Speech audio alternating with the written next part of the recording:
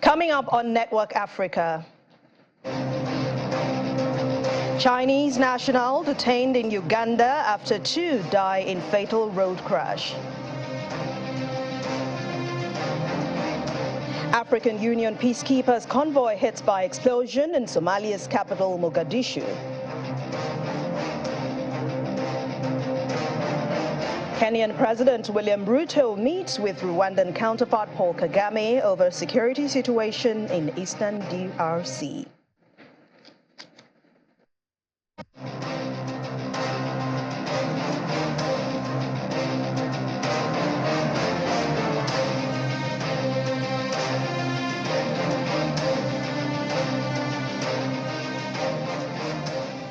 Hello and welcome to Network Africa on Channels Television. I'm Anne Nwawado. Thanks a lot for joining us. And we begin in central Uganda, where police have detained a Chinese national over a road crash that killed 2 school children and left 3 others injured.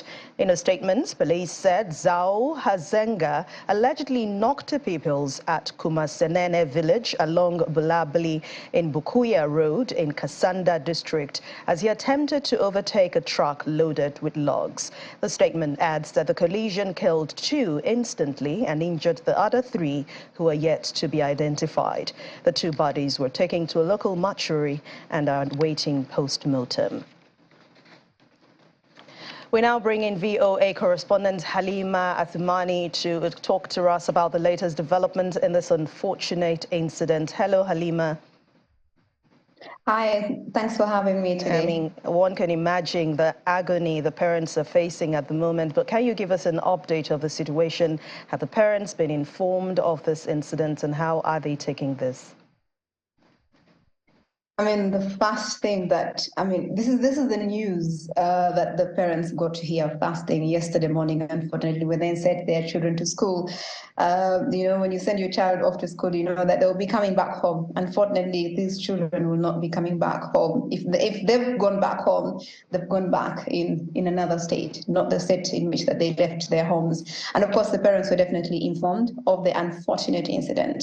And it's very unfortunate that we are not talking about elderly, but we're talking about a 5- and 6-year-old children who just beginning to see what life is. And in Uganda is a place where, especially a country, for example, where this in Kasanda district, where this accident happened.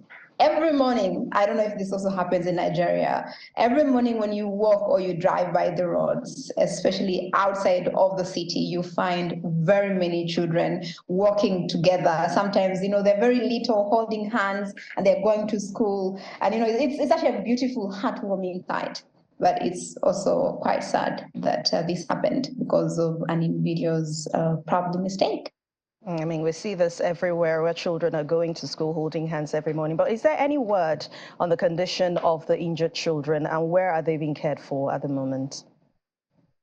Currently, the injured children are being given treatment and care at Mityana district, in Mityana hospital in Mityana district. That's the neighboring district to Kasanda. And hopefully they will recover. They have, of course, some with severe injuries, some with minor injuries. So now the hope is that they will be able to recover from the incident that happened. And I'm sure their parents are more than happy that, at least they've gotten their children back, not in the same physical state, but at least these 3 survived. And do you have any idea, an additional information on post-mortem, which is set to be carried out? Would that add to what is already known? Police says it is still continuing with investigations, and if there are any people who are going to get the first results or any information regarding from the postmortem, it's definitely going to be the parents. So as the media, as the public, we will have to wait until when the parents are told and explain to exactly what happened. And does anyone know the condition of the driver at the time of the collision? Has he made any statement if he's in good condition? The police is not saying, and I think sometimes we blame our police because they're a little bit cagey when it comes to a foreigner, especially when a foreigner is involved in a crime or something has happened. And this is exactly what they are doing with Mr. Zhao at the moment. So all we are aware of is that Mr. Zhao is in police custody. We are not still sure if he has made a statement and what is going to happen next. But hopefully, we will see that there's going to be some strict measures happen. And I know it's unfortunate that this is the second time I'm appearing and we are speaking once again about something in connection with Chinese, not that I am blaming them for anything, but in connection with Chinese. Last time it was a truck that entered a school and killed children again in a school. So we wait and see what police will be able to release, and hopefully this time there'll be more information and someone will be held accountable for these lost lives and lives that have been changed. But has the government said anything about this matter? I mean, many of them should be looking at better protecting school children or anything. Has anything been said on this particular incident by government officials? No, we live in Africa, unfortunately. And normally when these things happen, it's, someone will tell you maybe that's how they were supposed to die, unfortunately. And it's very unfortunate. But normally what government does, and I think I've seen it in the past couple of months, what the president does is he gets 5 million shillings, Ugandan shillings, and then he sends it to the families. I do not know. And that is the most that most families are going to get. It's the same thing that was done with the children, again, the accident that happened last time. The president sent 5 million shillings to those who lost their lives. And then I think sent 3 Ugandan million shillings, which is about $300. So 5 million shillings will probably be about 300, sorry, I'm trying to calculate. Yeah, so it's about between $300 to $500, which is sent to families that have either lost their people in such incidents or have people who've been injured. And I do not know if this is in any way a good thing, but believe me, your money will never replace a life.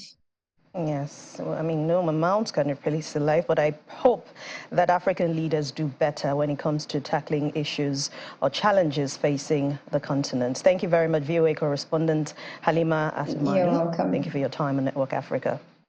Thank you for having me. A convoy of African Union peacekeepers has been hit by an explosion in Somalia's capital, Mogadishu. Reports suggest that at least 3 civilians were in the vicinity during this incident when they lost their lives. According to a local security officer, the explosion was caused by a landmine planted near the road. Troops from the African Union Transition Mission in Somalia, ATMIS, had been conducting daily patrols when the attack occurred. No group has claimed responsibility for the attack, but Al-Qaeda-affiliated terrorist group Al-Shabaab has claimed responsibility for recent attacks in the Horn of Africa. Authorities in Ethiopia say they have detained a number of individuals they believe were plotting to kill high-ranking government officials.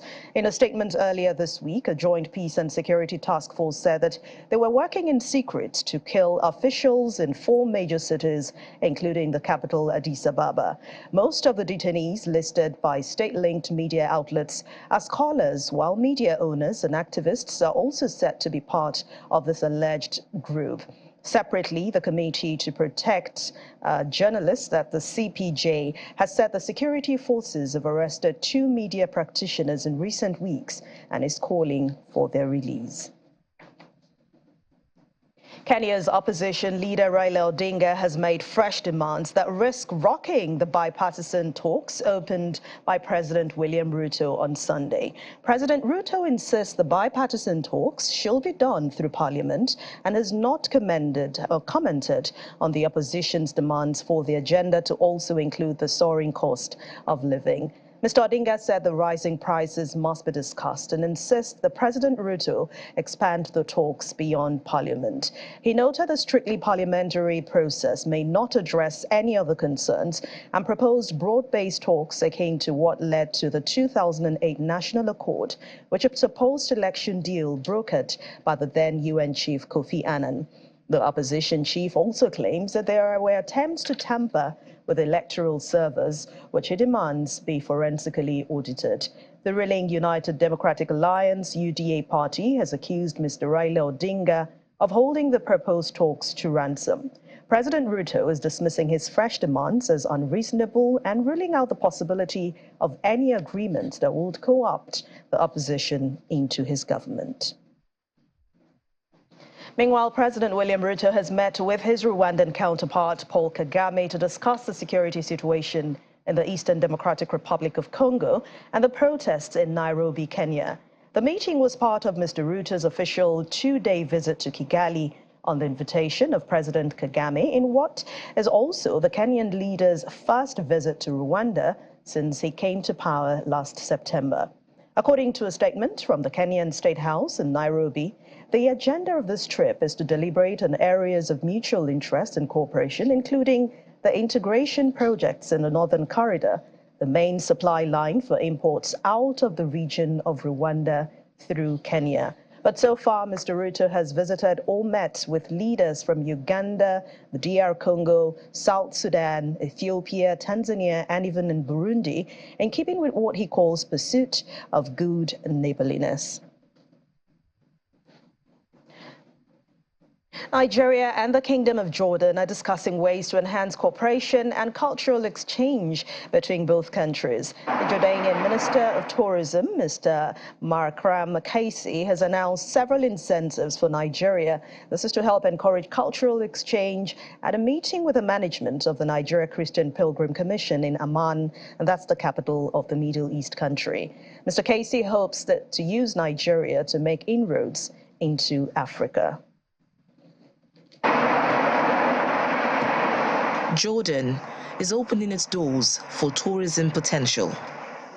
The country is home to several historical and religious sites, including Mount Nebo, where Moses was shown the Promised Land, Mar Elias Church, where Prophet Elijah is believed to have been born, River Jordan, where John the Baptist baptized Jesus, the Jacob River, where Jacob is believed to have encountered the angel Petra, a UNESCO World Heritage Site, as well as the Dead Sea. Christian pilgrims from different parts of the world visit the country. Tourism is a major source of revenue for the country, generating as much as $5.81 billion in 2022, when around 5 million tourists visited the country. The similarity of the topography and the climate of plateau states raises interest in the potential of tourism in the plateau. And I think we can do a lot in improving how or the potentials of tourism on the plateau. If we're able to work on those potentials, it's going to actually help in projecting the state. As a spiritual trip, we can look around and see the difference between Jordan and Nigeria. And it can help us to reflect deeply on how best we can go about it our own way back home. Starting from Jos, we are coming to this another new place. Just recently, they decided to create more settlements. This is what we call it, the Games Reserve. And if they're able to do that, you see that more tourists will come into Nigeria. The Christians in Jordan. The country wants to do more with Africa and considers Nigeria as the gateway. This meeting with the Nigerian delegation is one of the efforts towards improving the relationship between both countries. Already grant visas for the Nigerian pilgrims. I think it takes maximum 1 week to get the visa. And we grant also multiple visas for 6 months. And we're working to extend this duration for the visa, maybe for a year or more. We have talked about the visas, and indeed is graciously granted us multiple visas, especially those who will be coming often here for the pilgrimage activities and other activities for coordination. And we're also very grateful for him to to give us his time to also speak on other things like building cultures together, and also talk about medical tourism. We have also talk about agriculture with our youths. The Jordanian minister hopes to visit Nigeria before the end of the year to consolidate the relationship between both countries. Still ahead on the program. Mining magnate loses Guinea corruption appeal. We'll bring you the details of this and more. Please stay with us. Tune in to Just Nigeria and get the lowdown on the issues that really matter. You have the world at your fingertips.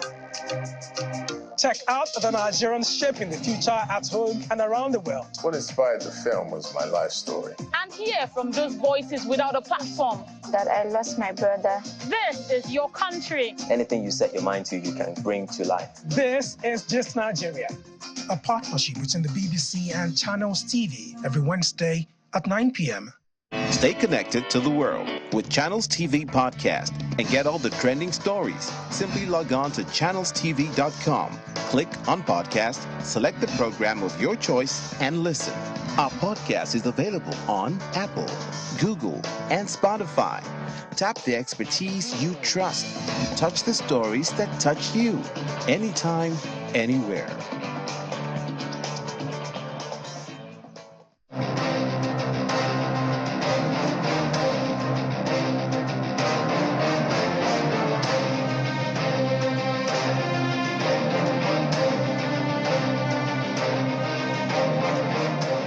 Welcome back. Thousands of Senegalese took to the streets to celebrate the country's Independence Day on Tuesday in a show of patriotism just 1 week after political tensions led to violent clashes between security forces and opposition supporters. Well, this is the first military parade in Dakar in 4 years. It came just 1 week after political tensions led to violent clashes between security forces and opposition.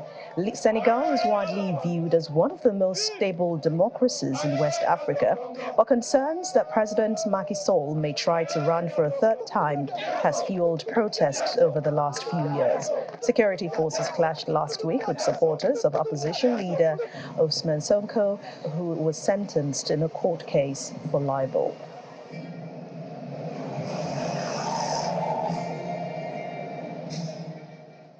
Let's head to Sierra Leone, where authorities have announced on Monday that they have banned political street parades, a tradition during election campaigns in West African country, less than 3 months before the presidential elections. The Political Parties Regulatory Commission said in a statement that election periods are not a time for dancing and joy, but rather a time for deep reflection. The new rules now require parties to designate a fixed location to hold their campaign rallies. According to Lucien Momo, who's a spokesperson for the Commission, the ban could reduce violence to a minimum. Presidential, parliamentary and municipal elections of about 8 million people will take place on June the 24th this year. President Julius Maada Bio will run for a second term. Meanwhile, his main opponent, leader Sumara Kamara, is currently on trial for corruption. If convicted, he cannot stand for election or even hold office in the state. Today at the Farmington Hotel in Margebe, Liberia, leaders from 27 out of 31 political parties signed the Farmington River Declaration for 2023, an enhanced and comprehensive declaration designed to ensure a non-violent electoral process. This builds the foundation of initial pledge signed in 2017. Today's signing ceremony was organized under the auspices of Liberia's National Elections Commission, the Economic Community of West African States, and the United Nations. President George Weah attended the signing as a political leader and a standard bearer. Representatives from the government, civil society groups, the diplomatic community, and international organizations were all present at the high-level event.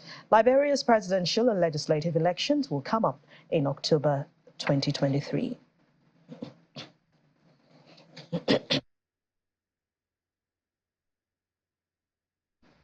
A Swiss appeals court has upheld a guilty verdict against the mining magnate Benny Steinmetz, who was sentenced to 2 years ago on corruption charges for payments to obtain permits in Guinea. He and 2 others were found guilty of paying or arranging the payment of more than $8 million worth in bribes to the wife of the former Guinean president, Lassana Conté, between 2006 and 2010. All 3 defendants denied the charges. The judges at the appeal court sentenced them to 3 years in prison. Mr. Steinmetz's conviction for forgery was overturned, but he should be able to appeal the corruption verdict in Switzerland's highest court.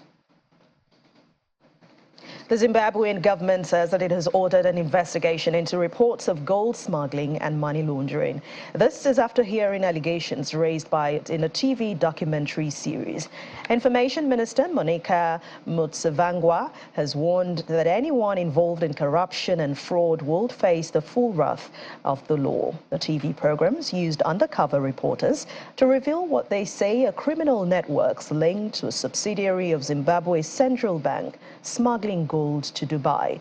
Gold has become the country's biggest export. The International Committee of the Red Cross, the ICRC, says that 19 soldiers abducted by rebels in the Central African Republic in February this year have now been released. The ICRC officials said the group seized during a raid in the north of the country were due to arrive in the northern town of Bairo, and that's before being transferred to the capital, Bangui. Just last month, an alliance of rebel groups, the Coalition of Patriots for Change, CPC, was blamed for an attack on a gold mine that left 9 Chinese workers dead. The rebels blame the Russian mercenary group, Wagner Group. Its fighters have been hired to help the government defeat the rebels. More than 400 migrants were rescued overnight in international waters off Malta following a complex 11-hour operation. That's according to Doctors Without Borders charity, who said that its Geo Barents vessel struggled with the rescue due to stormy sea conditions, and initially it could do very little more than throw life jackets to the migrants. According to the group, which put out a statement on Twitter, a total of 440 people, including 8 women and 30 children, are now safely aboard Geo Barents and are being cared for by the team. One of the migrants who had fainted due to serious dehydration has been airlifted to Malta via helicopter. The people rescued spent 4 days at sea, the last 2 without food or water, after setting off from eastern Libya near Benghazi on April the 1st. The migrants are from Syria, Pakistan, Bangladesh, Egypt, Somalia, and Sri Lanka. They are due to be taken to Italy, according to MSF spokesperson Flavia Pergola. Italy is facing a surge in sea migration from North Africa, with more than 28,000 arrivals in the year to date, and that's when you compare to around 6,800 in the same period of 2022. Roughly 1 in 6 people worldwide are affected by infertility in their lifetime. That's according to a new report published by the World Health Organization, the WHO. Infertility is a disease of the male or the female reproductive system, defined by the failure to achieve a pregnancy after 12 months or more of regular unprotected sexual intimacy. It can cause significant distress, stigma, and financial hardship, affecting people's mental and psychological well-being. The key findings of the report show that 1 in 6 people are infertile over a period of a lifetime. That is a significant number. So the sheer magnitude of the numbers of infertile couples mean that there is a great demand for infertility care, for diagnosis and treatment. Because it is not well recognized, the services are often not available, which means that those who try to seek care end up in catastrophic expenditure within the health services. Even if the services are available, they are unaffordable for a lot of people.